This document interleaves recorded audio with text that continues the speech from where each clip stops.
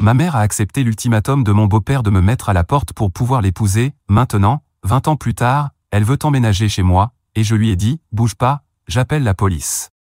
Avant de commencer, je vous demande de vous abonner à cette chaîne. C'est gratuit. Merci beaucoup. Mon Dieu, il est extrêmement difficile de pardonner à ses parents. Je ne sais pas vraiment ce que je veux accomplir avec ce message. Peut-être simplement vider mon sac, ou peut-être essayer de me comprendre à travers les yeux des autres. Je suis tellement partagé. J'ai 28 ans aujourd'hui, et je suis né sans être désiré. Ce n'est pas qu'on me l'a dit clairement, mais c'est ce que mes parents m'ont toujours fait ressentir. Mon père, Dieu seul sait où il est, m'a abandonné dès ma naissance. Ma mère est restée, mais ce n'était pas agréable. Je suis né avec un problème aux membres qui rendait les mouvements normaux de mes jambes difficiles. Mes muscles n'étaient pas assez forts. Les médecins ont dit que marcher serait difficile pour moi, pas impossible, juste difficile, mais mes parents ont entendu infirme, et à partir de ce moment-là, j'étais un fardeau. Mes parents n'étaient pas mariés et avaient à peine une vingtaine d'années. Quand je fus conçu, ma mère voulait avorter, mais apparemment, mon père voulait un bébé et lui avait promis qu'il m'élèverait avec elle. Cependant, après ma naissance et en découvrant ma condition, il est parti, la laissant seule avec un enfant qu'elle n'avait jamais voulu à la base. Elle a essayé de le retrouver, mais il avait quitté l'État et elle n'a jamais pu le retrouver. Sans autre option, elle a dû m'élever seule. Les parents de ma mère étaient âgés et ne pouvaient pas aider. Heureusement, la sœur aînée de ma mère, tante Rachel, a été une véritable sauveuse. Elle a aidé ma mère financièrement et émotionnellement pendant mes premières années. Mais ma mère avait besoin d'un partenaire, pas seulement d'aide. J'ai toujours été un fardeau pour elle. Elle ne l'a jamais dit avec ses mots, mais c'était évident dans son regard, dans sa façon de me parler, dans la manière dont elle laissait les autres me traiter, et dans la façon dont elle me traitait, tout simplement, j'étais une gêne. Avec le recul, ces premières années étaient finalement les meilleures. Je me souviens de quelques instants de tendresse, comparés à ce que j'ai vécu plus tard. Il y avait des moments où elle me promenait ou m'emmenait faire un tour en voiture. Ces instants me faisaient croire qu'elle m'aimait vraiment et qu'elle était une bonne mère. Même enfant, j'avais de l'empathie pour elle, je me disais qu'elle était juste fatiguée de tout gérer toute seule. Je m'accrochais à ses souvenirs comme à des bouées de sauvetage, me disant que peut-être, juste peut-être, elle m'aimait malgré tout. Mais ces moments étaient rares, et un enfant a besoin d'amour et de sécurité de façon constante. Dans mon cas, la plupart du temps, elle était distante, froide, et s'irritait facilement. Elle me laissait seule pendant des heures dans notre petit appartement pendant qu'elle allait travailler, voir des amis ou sortir avec des hommes. Si je pleurais, elle criait sur moi, parfois me frappait juste pour me faire taire. J'ai vite compris que mes besoins étaient une gêne pour elle. Puis elle a rencontré Stuart. C'est l'homme le plus cruel que j'ai jamais connu. Pour lui, je n'étais qu'un bout de bois, une infirme. C'est comme ça qu'il m'appelait en face, et ma mère le laissait faire. Quand il a commencé à venir à la maison, il agissait comme si je n'existais pas, il passait devant moi sans un regard. Quand il a commencé à dormir chez nous, il me lançait des regards de dégoût ou faisait des gestes moqueurs quand ma mère ne regardait pas. C'était le début, jusqu'à ce que les choses deviennent sérieuses entre eux. Et là, il a clairement montré qu'il ne voulait pas de moi dans l'équation. Il m'appelait par des noms, me rabaissait, et disait ouvertement que je gâchais la vie de ma mère. Même si j'étais très jeune, j'ai des souvenirs flous de certains incidents. Ils m'ont longtemps hanté. Ça me brise encore le cœur de me souvenir de la façon dont je regardais ma mère, en la suppliant de me protéger. Elle n'en avait rien à faire. Une seule fois, elle l'a réprimandée pour sa cruauté, il s'est disputé avec elle. Après ça, elle est restée indifférente. J'ai essayé de me défendre, mais c'était comme se battre contre un cochon, ce qui est inutile, parce que le cochon aime la boue. Il riait et me ridiculisait encore plus cruellement, car c'était son terrain de jeu préféré. Ma mère me promenait encore de temps en temps, me bordait parfois le soir, mais Stuart faisait des remarques méprisantes, se demandant pourquoi elle perdait son temps avec l'infirme. Peu à peu, elle s'est éloignée. Pire encore, elle a commencé à croire que j'étais une perte de temps. Les promenades ont cessé. Quand je tombais malade, elle me laissait guérir seule, elle ne m'aidait pas du tout. Si je tombais, elle ne venait pas m'aider à me relever. Elle me lançait juste un regard agacé, pour vérifier si j'avais cassé quelque chose, parce que ça l'aurait dérangé. Stuart avait semé la graine de la rancune, et elle avait germé en elle, remplaçant ce qui restait peut-être d'amour pour moi. Stuart était en train de divorcer, et une fois le divorce finalisé, ma mère voulait l'épouser, mais il avait des doutes, uniquement à cause de moi. Il m'a dit, en face, je veux t'épouser, mais je ne veux pas de ce fardeau dans ma vie, en parlant clairement de moi. Après ça, ma mère a commencé à me haïr. Quand il était là, j'étais invisible. Si j'essayais de lui parler, il m'interrompait, se moquait de moi, et elle riait avec lui. Certains soirs, je me couchais le ventre vide parce qu'elle ne prenait même pas la peine de me faire à manger. Elle était trop occupée à dépenser son argent dans des dîners avec Stuart. Si jamais je me plaignais, elle criait que je devrais être reconnaissante qu'elle m'ait même gardé. Elle est devenue violente et abusive et me rendait responsable de tout. Elle voulait voyager, découvrir le monde, vivre librement. Mais à la place, elle était coincée avec moi. Et ce n'était pas derrière mon dos qu'elle disait ces choses, elle me les disait en face. J'avais environ 8 ans quand ils ont eu une énorme dispute. Ma mère voulait un engagement, et lui refusait de s'engager tant qu'elle ne s'était pas débarrassée de moi. Il la poussait à faire un choix, lui ou moi. Et sans hésiter, elle l'a choisi, lui. Je l'ai entendu lui dire qu'elle cherchait déjà quelqu'un pour m'accueillir, et elle l'a dit comme si tout était déjà réglé, qu'il ne restait plus qu'à finaliser. J'étais brisé. Elle m'a préparé à être adopté mais n'a même pas eu la décence de m'en parler. La seule lumière dans ma vie, c'était tante Rachel. Elle a été la seule à me montrer de la gentillesse. C'est grâce à elle que ma mère a décidé de me garder et ne m'a pas abandonné après le diagnostic de ma condition. Tante Rachel venait me voir 1 ou 2 fois par mois, elle m'apportait des cadeaux, des bonbons, des vêtements. Elle m'emmenait en promenade, et ces quelques heures étaient les meilleurs moments de ma vie. Elle avait perdu un fils de mon âge dans un accident, et c'est peut-être pour ça qu'elle m'aimait autant. Elle disait souvent qu'elle voyait son fils en moi. Quand j'étais plus jeune, je lui racontais à quel point ma mère était cruelle, comment elle criait et me frappait. Elle grondait ma mère, mais une fois qu'elle repartait, mes punitions étaient encore pires. Alors j'ai arrêté de me plaindre. J'ai appris à souffrir en silence. Mais quand j'ai entendu la conversation au sujet de mon adoption, je n'ai pas pu garder ça pour moi. La fois suivante où ma tante est venue me voir, j'ai craqué. Je l'ai supplié de me prendre avec elle. Je lui ai dit que je ne pouvais plus rester là, que je n'allais pas survivre. Je ne sais pas si c'est ma détresse ou son propre chagrin qui l'a fait changer d'avis, mais cette fois, elle m'a écouté. Elle a parlé avec son mari, et d'une manière ou d'une autre, ils ont accepté de m'accueillir. Ce jour-là, ma vie a changé. En réalité, ils m'ont donné une nouvelle vie. Ils ne m'ont pas adopté légalement, son mari craignait les complications. Elle a accepté de me prendre par compassion, et je leur en serai toujours reconnaissante. Ils n'étaient pas riches, mais ils travaillaient tous les deux et menaient une vie correcte.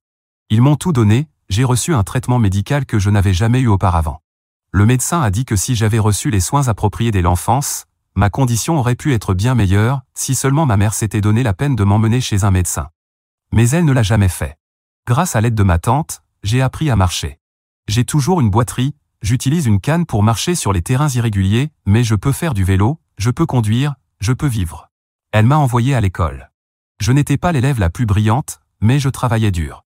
J'ai obtenu une bourse complète pour l'université, en partie grâce à mes résultats, en partie à cause de ma condition. Je suis aujourd'hui professeur à l'université. J'ai construit une vie qui n'aurait jamais dû être la mienne, une vie à laquelle ma mère n'a jamais cru. Peu après que ma tante m'a recueilli, ma mère a épousé Stuart. Je n'ai pas été invité au mariage, et je m'en fichais. Ils détestaient les enfants, alors ils n'en ont jamais eu. Je n'ai rien su de leur vie ensuite, car ma tante ne s'intéressait pas non plus à ma mère. Elle disait que ma mère avait toujours été rebelle et qu'elle ne l'aimait pas. Elle lui en voulait pour la manière dont elle m'avait traité. Ma mère est venue me voir quelques fois, mais je refusais de lui parler. Ma tante insistait pour que je réponde au moins à ses appels pour les anniversaires et les fêtes. Alors, par respect pour elle, je le faisais, parfois. Ma mère ne s'est jamais excusée pour ce qu'elle m'avait fait. Finalement, les appels ont cessé, et j'ai presque oublié que j'avais une mère. Elle a perdu tout droit à mon amour le jour où elle a choisi ce minable à ma place. Quand j'ai été diplômé, elle a essayé de me recontacter. Elle voulait faire partie de ma réussite, mais c'était bien trop tard. Je n'ai pas répondu. Je m'en fichais. J'ai une vie aujourd'hui, une bonne vie, et elle n'est plus qu'une ombre de mon passé. Je rends régulièrement visite à ma tante et je lui envoie des cartes et des cadeaux pour lui témoigner mon amour et ma gratitude. 2 décennies plus tard, il y a tout juste une semaine, quelqu'un a frappé à ma porte. J'ai ouvert, et c'était elle. Ma mère. Elle avait l'air vieille et malheureuse pour son âge. Je suis resté figé. Je ne me souviens même plus quand ni comment je l'ai laissée entrer. La première chose qu'elle a faite, c'est me prendre la main et murmurer « Je suis désolé ». J'ai repoussé sa main et demandé « Pourquoi maintenant ? Après toutes ces années, qu'est-ce que tu veux ?» Elle est restée silencieuse, cherchant une réponse, puis a fini par dire simplement « Je ne peux pas juste venir voir mon fils ?» J'ai répondu « Arrête ton cinéma. Tu t'es débarrassé de moi et tu ne t'es jamais soucié de moi. C'est louche que maintenant, tout à coup, tu veuilles renouer. Pitié. » Elle a tenté de jouer la victime, disant que son compagnon l'avait quittée, qu'elle s'était retrouvée seule pour élever un enfant avec des besoins particuliers, sans aucun soutien financier ou émotionnel. Elle s'est justifiée en disant « Même si c'était difficile, je ne t'ai jamais abandonné. C'est toi qui as choisi d'aller vivre chez ta tante. J'ai explosé, parce que tu voulais te débarrasser de moi. » Elle avait l'air choquée. J'avais de bonnes intentions. Je voulais que tu aies une belle vie, un bon avenir, quelque chose que je ne pouvais pas t'offrir. Je l'ai interrompu, une adoption ? Tu étais en train de me donner comme un vieux meuble dont on n'a plus besoin. Tu ne l'as pas fait pour moi, tu l'as fait parce que j'étais une gêne. Ne fais pas comme si tu étais une mère désintéressée faisant un sacrifice noble. Elle a éclaté en sanglots, j'ai essayé de faire de mon mieux, mais je ne pouvais pas t'offrir la vie que tu méritais. J'ai répliqué, bien sûr que non. Tu étais trop occupé à choyer ce minable. Elle a continué à se défendre, je ne t'ai jamais cessé d'aimer. J'ai toujours gardé un œil sur toi. C'est toi qui refusais de me parler, tu refusais de me voir, tu m'as fermé la porte au nez. J'ai fini par croire que c'est ce que tu voulais. Peut-être que c'était mieux pour toi. J'en avais assez de sa manipulation et j'ai crié, on ne peut pas continuer à aimer quelqu'un quand on n'a jamais commencé. Tu as laissé cet homme maltraiter ton fils. Il m'a humilié, et tu l'as permis. Tu as même aimé ça, pas vrai? Avoue-le au moins. J'ai tout déversé. À ce moment-là, je déversais des mots parce que je n'avais plus rien d'autre, je devais lui rappeler toute mon enfance pour l'empêcher de faire comme si rien ne s'était passé. Elle restait là, à tout encaisser en silence, en pleurs, abattue.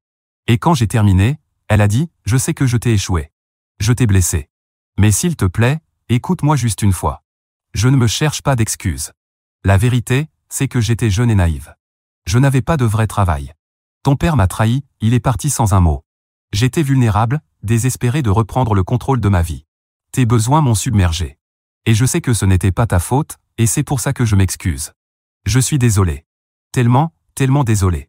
S'il te plaît, donne-moi une chance. Pardonne à ta mère. Elle sanglotait de manière incontrôlable. Je la fixais, engourdie. Peu importe combien de fois je lui ai dit de partir, même en l'insultant, elle continuait de me supplier de lui pardonner, de lui donner une chance de reconstruire notre relation. Je ne savais plus quoi dire. C'était si difficile de la faire sortir. Elle insistait pour que je lui donne une chance de réparer les choses. Finalement, je lui ai dit que j'avais besoin de temps pour réfléchir à tout ça. Elle a dit, je ne te mettrai pas la pression, réfléchis juste. Je lui ai demandé de partir, j'étais étourdi, submergé par tout. Elle s'est levée et a dit, peut-être qu'on pourrait dîner un jour? Juste pour parler, sans attente. J'ai répondu, je ne sais pas. N'espère pas trop. Depuis, je me sens agité. Comme si mon passé m'étouffait.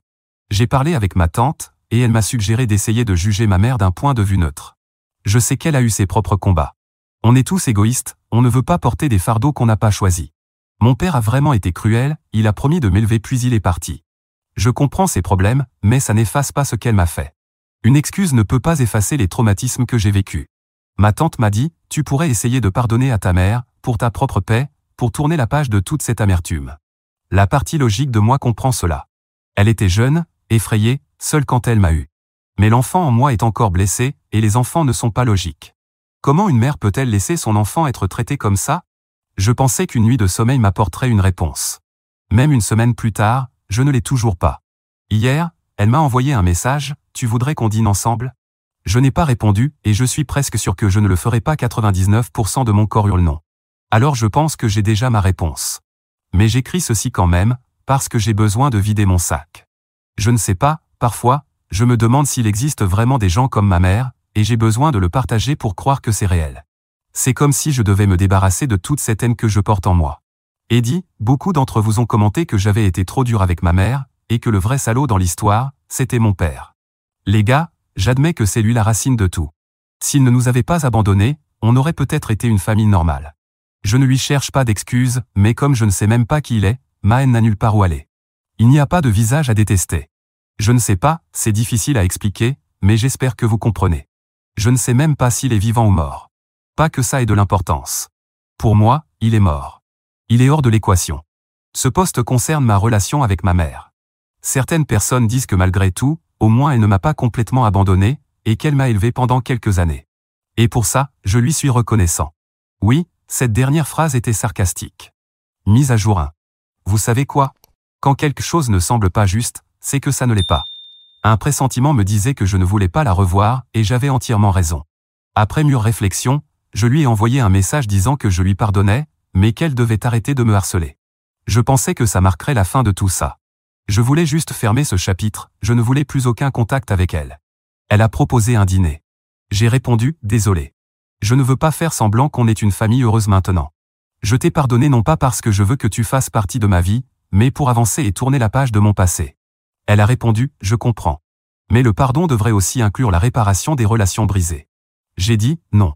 Le pardon est pour moi, pas pour quelqu'un qui a échoué en tant que mère et en tant qu'être humain. Je n'ai plus reçu de réponse. Et puis, Le jour de mon anniversaire, elle s'est soudainement présentée avec un gâteau et une carte écrite à la main. J'étais chez moi, sans aucun plan, juste à me détendre seul. Quand j'ai ouvert la porte, elle a dit « Dieu merci tu es là » et que tu as répondu. Je voulais vraiment fêter ton 30e anniversaire avec toi. Je l'ai regardé froidement et je l'ai corrigé, c'est mon 29e anniversaire. Tu n'es même pas capable de t'en souvenir. Elle avait l'air gênée, mais elle a vite essayé de s'en sortir, ta mère vieillit, tu vois. Et elle a tenté de rire. Elle a essayé de garder la conversation légère, mais rien n'était naturel dans cette discussion. C'était forcé et récité d'avance. Ces tentatives maladroites de conversation me mettaient mal à l'aise. Puis, sans prévenir, elle m'a demandé si je voyais quelqu'un. Je lui ai répondu non. Elle m'a regardé avec curiosité et a dit « Tu dois te sentir seul après le travail, non ?» J'ai supposé qu'elle insinuait que je devrais commencer à fréquenter quelqu'un, ou peut-être me poser. J'approche de la trentaine, alors tu vois, peut-être qu'elle essayait de jouer les mères. Dieu non, elle avait d'autres plans. J'ai dit « Non. Je suis heureux comme ça. Je veux rester célibataire pour l'instant. » Elle a secoué la tête, je veux dire, en attendant que tu te maries, je pourrais emménager avec toi. On pourrait reconstruire notre relation. Je vois que tu as une grande maison. J'ai explosé, tu n'es pas sérieuse. Tu ne vas pas me faire un Dan. Oui, j'ai lu cette histoire, mais oui, elle était sérieuse. Elle a dit, je suis désolée de ne pas avoir passé assez de temps avec toi pendant ton enfance, ce pourrait être ma rédemption. J'ai été très clair, je ne voulais pas qu'elle revienne dans ma vie, et qu'elle pouvait chercher sa rédemption ailleurs. Vivre à nouveau avec elle était hors de question. J'ai été un peu dur avec elle, pour tout ce que je gardais encore en moi, et aussi parce qu'elle était toujours là, devant ma porte, alors que je lui avais dit qu'on n'aurait plus de contact. Elle a commencé à contredire tout ce que je disais et a encore essayé de me manipuler. Je lui ai dit fermement que je ne voulais plus aucun contact avec elle, et c'est là que la discussion s'est arrêtée. Son attitude a complètement changé, et elle s'est effondrée. Je croyais qu'elle était blessée par mes mots, que j'avais brisé son espoir, mais c'était autre chose. Elle m'a avoué qu'elle était sans abri depuis des mois, qu'elle vivait chez une amie veuve. Stuart avait été un vrai salaud avec elle. Choc total, personne ne s'attendait à ce qu'un type aussi abject devienne un salaud avec elle, une fois qu'il ne pouvait plus l'être avec moi. La dernière fois qu'ils ont renouvelé le bail de leur maison, il a mis le bien à son nom, sans le lui dire. Il la trompait depuis des années. Elle l'avait surpris à plusieurs reprises. Mais à chaque fois, il réussissait à lui faire croire que ça ne se reproduirait plus, ou il lui retournait la faute dessus, en disant qu'elle avait grossi et qu'elle ne faisait plus d'efforts. Et puis, il y a quelques mois, il a ramené sa maîtresse chez eux et lui a balancé ça à la figure comme si de rien n'était. Quand elle l'a confronté, il lui a simplement montré la porte. Elle a essayé de le virer, pensant que la maison était à son nom. Il a ri et lui a balancé le bail à la figure en disant « C'est à mon nom. Maintenant, je vais baiser dans la maison que toi tu as payée, dégage. » Pendant qu'elle me racontait tout ça, je voulais être choqué, mais c'était comme si elle me racontait de vieilles histoires sur Stuart, que tout le monde connaît déjà par cœur. Je savais que c'était un porc, et qu'il pouvait sombrer dans tous les niveaux possibles de toxicité, bien que j'avoue être surpris qu'elle soit restée avec lui pendant 2 décennies. J'ai eu envie de lui suggérer de chercher une aide juridique, mais je m'en fiche trop pour lui donner le moindre conseil. De toute façon, elle serait probablement prête à retourner vers lui à la première occasion. Alors je suis juste resté silencieux et indifférent, et j'ai répondu « C'est une histoire très émouvante, mais je ne vois pas en quoi ça me concerne. » Elle a immédiatement dit « Tu n'aurais pas un endroit où je pourrais rester ? Je pense que ce serait parfait qu'on vive à nouveau ensemble, on pourrait rattraper le temps perdu et réparer notre relation mère-fils. » J'ai éclaté de rire avant de dire « Ici, c'est ma maison, pas l'enfer. Et c'est le seul endroit où tu devrais vivre. » Mais j'ai ajouté, donc toute cette réunion, ce soudain intérêt pour ma vie, c'était du pipeau. Juste un prétexte pour pouvoir t'incruster chez moi. Tu avais besoin d'un toit, et tu pensais que j'étais encore le petit ver faible qui t'accueillerait à bras ouverts. Désolé, je ne suis plus le gamin de 8 ans, naïf et vulnérable. Aujourd'hui, je sais me défendre et j'ai une canne pour marcher, et pour me défendre aussi. Je ne suis pas là, le jour de mon anniversaire, à attendre ton amour ou ton attention, ce que je veux, c'est que tu partes pour que je puisse passer ma journée à faire des choses plus importantes. Elle s'est défendue, non, je te jure que je voulais arranger les choses, c'est peut-être une chance de vraiment guérir. J'ai répondu, non, tu ne veux rien réparer du tout. Tu n'es pas désolé. Tu es juste là parce que tu as besoin d'un endroit où crécher. Tu es toujours aussi égoïste, sauf que maintenant, tu dis tout ce qu'il faut pour m'attendrir. On dirait que tu as beaucoup appris de Stuart ces derniers temps. Là, elle est devenue désespérée, affolée, je n'ai nulle part où aller, mon ami ne peut pas me garder indéfiniment. S'il te plaît, aide-moi. J'ai répondu, je ne peux même pas te laisser debout devant ma porte, encore moins vivre ici. Ce n'est pas mon problème. Alors qu'elle se retournait pour partir, toujours en pleurs et pitoyable, j'ai ajouté, ne reviens pas, je n'ouvrirai pas la porte. Et la prochaine fois, je ne serai peut-être pas aussi gentil, parce que ce que tu viens de vivre est loin de ce que tu mérites vraiment. » Elle est partie sans dire un mot de plus. Je pense sérieusement à demander une ordonnance d'éloignement contre elle. Tout ce qu'elle fait, c'est me harceler, et vu tout ce qu'elle m'a fait dans le passé, je ne pense pas que ce soit très compliqué à obtenir. C'est juste pour l'empêcher de croire qu'elle peut débarquer avec un gâteau et effacer des années de maltraitance. D'ailleurs, le gâteau est reparti avec elle, bien qu'il n'ait probablement pas très bon goût, vu qu'il a absorbé quelques-unes de ses larmes pendant qu'elle le serrait dans ses bras. Quel goût ont les larmes de crocodile? Mise à jour 2. C'est fou de voir combien de gens sont inquiets pour ma mère, inquiets qu'un fils puisse abandonner sa propre mère aussi facilement. Qu'il l'adopte même, s'il se soucie autant de cette femme abominable. Mais même si je la déteste, parce que lui avoir pardonné n'a servi à rien, surtout après qu'elle ait ravivé toute cette haine avec ses apparitions inattendues, j'ai quand même fait quelque chose de bien pour elle. Elle est revenue chez moi, même après que je lui ai dit, au moins 2 fois, que je ne voulais plus rien avoir à faire avec elle. Peut-être même plus de 2 fois, mais je pense que c'était assez clair, non. Cette fois, je n'étais pas à la maison quand elle est arrivée. Mais évidemment, elle n'a pas lu l'histoire de Dan, donc elle a simplement attendu dehors. Quand je suis rentré le soir, elle était là, avec 2 valises. Je lui ai dit, tu sais que j'ai une ordonnance d'éloignement contre toi, non? Je l'ai obtenue il y a quelques mois, quand tu t'es pointé chez moi le jour de mon anniversaire. Elle a répondu, n'importe quoi, personne ne fait ça contre sa mère. J'ai répliqué, je pense qu'on le fait justement assez souvent contre des mères. Et même si ce n'était pas le cas, ce n'est pas comme si je te considérais comme une mère, de toute façon. Cette fois, elle a répondu un peu plus sèchement, tu sais que ton père ne voulait pas de toi, c'est moi qui l'ai forcé à assumer. Alors c'est un peu ingrat de ne même plus m'appeler ta mère maintenant, sans moi, tu ne serais même pas en vie. Ce qui est complètement faux. Mais peut-être qu'elle ne sait pas que je sais. Alors j'ai répondu, ma tante m'a déjà raconté toute l'histoire, pas besoin que tu inventes encore des trucs devant ma porte, en pleine nuit. Elle m'a dit qu'il faisait froid dehors. J'ai répondu, ça veut pas dire que je te laisse entrer, ça veut dire que moi, je rentre, parce que je me gèle. Elle a dit qu'elle n'avait nulle part où aller.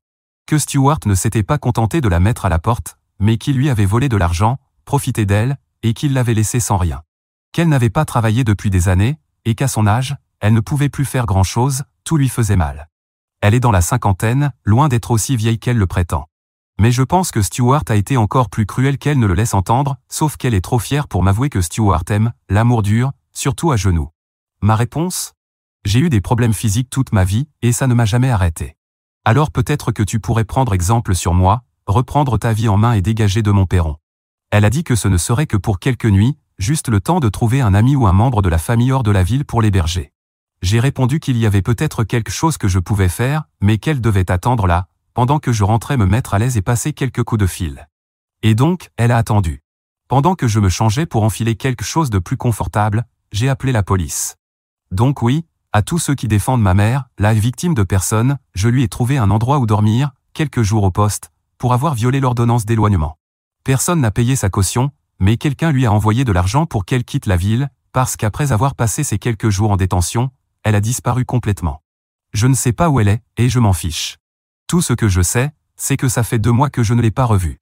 Mais si jamais elle a de nouveau besoin d'un endroit où dormir, je peux encore faire des appels.